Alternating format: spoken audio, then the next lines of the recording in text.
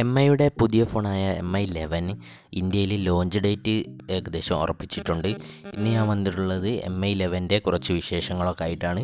അപ്പോൾ എൻ്റെ ചാനൽ ആദ്യമായിട്ട് കാണുന്നവരാണെങ്കിൽ ചാനലൊന്ന് സബ്സ്ക്രൈബ് ചെയ്യുക, തൊട്ടടുത്തുള്ള ബെല്ലൈക്കണും ഒന്ന് എനേബിൾ ചെയ്യുക.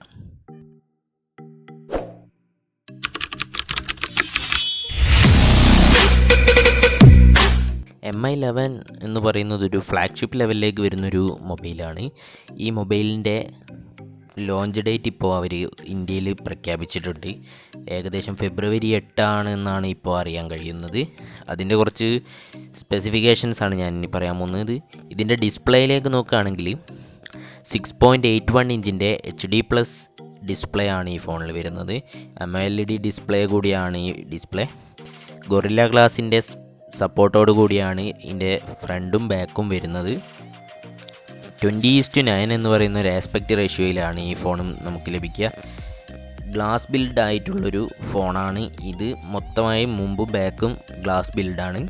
120 ഹെർട്സിൻ്റെ നല്ലൊരു റിഫ്രഷ് റേറ്റും നമുക്ക് ഈ ഫോണിൽ ലഭിക്കുന്നുണ്ട്. ഇതിൻ്റെ വെയിറ്റ് നോക്കുകയാണെങ്കിൽ 196 ഗ്രാമാണ്. തിക്നെസ് 8.06 mm എന്നാണ്. ഈ ഫോണിൽ നമുക്ക് ഇൻ ഡിസ്പ്ലേ ഫിംഗർ പ്രിൻ്റോടെയാണ് ലഭിക്കുന്നത്. ഇതിൻ്റെ വെറൈറ്റി ഓഫ് കളേഴ്സ് ഉണ്ട്. ഏകദേശം mid night grey, Horizon blue അങ്ങനെ പറയുന്ന കുറേയേറെ കളർ വേരിയൻസ് നമുക്ക് ഈ ഫോണിൽ ലഭിക്കുന്നുണ്ട്. പിന്നെ അതിൻ്റെ പ്രൊസസ്സർ നോക്കുകയാണെങ്കിൽ ക്വാൽകോം സ്നാപ്ഡ്രാഗണിൻ്റെ 888 ആണ് ഈ ഫോണിൽ നമുക്ക് ലഭിക്കുന്നത്. നല്ലൊരു മികച്ച പ്രൊസസ്സർ തന്നെയാണ്. ഇത് ഒരു ഒക്ടാ കോർ പ്രൊസസ്സർ കൂടിയാണ്. 8GB 128GB വേരിയൻറ്റിലാണ് ഈ ഫോൺ ഇപ്പോൾ നമുക്ക് ലഭ്യമാവുക. ഇതിൽ മെമ്മറി കാർഡ് സ്ലോട്ട് നമുക്ക് ഇല്ല, അവർ നൽകിയിട്ടില്ല. ആൻഡ്രോയിഡ് 11 ബേസ് ചെയ്തിട്ടുള്ള MIUI 12 ആയിട്ടാണ് ഈ ഫോൺ വരുന്നത്. ഇതിൻ്റെ ക്യാമറ നോക്കുകയാണെങ്കിൽ 108 മെഗാപിക്സലിൻ്റെ f1.85 അപ്പേർച്ചറിലുള്ള മെയിൻ ക്യാമറയും 13 മെഗാപിക്സലിൻ്റെ f2.4 അപ്പേർച്ചറിലുള്ള അടുത്തതും പിന്നെ 5 മെഗാപിക്സലിൻ്റെ f2.4 അപ്പേർച്ചറിലുള്ള ക്യാമറയാണ് ഇതിൽ ലഭിക്കുന്നത്. ട്രിപ്പിൾ ക്യാമറ സെറ്റപ്പുമായിട്ടാണ് ഈ ഫോൺ വരുന്നത്. ഇതിൻ്റെ ഫ്രണ്ടിൽ 20 മെഗാപിക്സലിൻ്റെ f2.4 അപ്പേർച്ചറിലുള്ള നല്ലൊരു സെൽഫി ക്യാമറയും നമുക്ക് ലഭിക്കുന്നുണ്ട്. ഇതൊരു പഞ്ച് ഹോൾ ഡിസ്പ്ലേ ആയിട്ടാണ് വരുന്നത്. ടോപ്പ് ലെഫ്റ്റിലാണ് പഞ്ച് ഹോൾ കാണുന്നതും. ഇതിൽ 3.5 mm ഓഡിയോ ജാക്ക് നമുക്ക് ഈ ഫോണിൽ ലഭിക്കുന്നില്ല.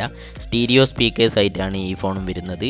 ഇതിൻ്റെ ബാറ്ററി കപ്പാസിറ്റി നോക്കുകയാണെങ്കിൽ 4600 mAh ഒരു ബാറ്ററിയും 55 വാട്ടിൻ്റെ ഫാസ്റ്റ് ചാർജറുമാണ് ഈ ഫോണിൽ നമുക്ക് ലഭിക്കുന്നത്. Type-C പോർട്ടുമായിട്ടാണ് ഈ ഫോണും നമുക്ക് ലഭിക്കുക. പിന്നെ എടുത്തു പറയേണ്ട ഒരു കാര്യം, ഈ ഫോണിൽ വയർലെസ് ചാർജിങ് എന്ന് പറഞ്ഞൊരു ഫീച്ചർ കൂടി നമുക്ക് ലഭിക്കുന്നുണ്ട്. വയർലെസ് ഫാസ്റ്റ് ചാർജിങ് ആണ് ഇതിൽ വരുന്നത്. 50 വാട്ടിൻ്റെ വയർലെസ് ഫാസ്റ്റ് ചാർജിങ് നമുക്ക് ഈ ഫോണിൽ സപ്പോർട്ട് ചെയ്യുന്നുണ്ട്. അതുപോലെ റിവേഴ്സ് വയർലെസ് ചാർജിങ് എന്ന് പറഞ്ഞൊരു ഫീച്ചർ 10 വാട്ട് സ്പീഡിൽ നമുക്ക് ലഭിക്കുന്നുണ്ട്.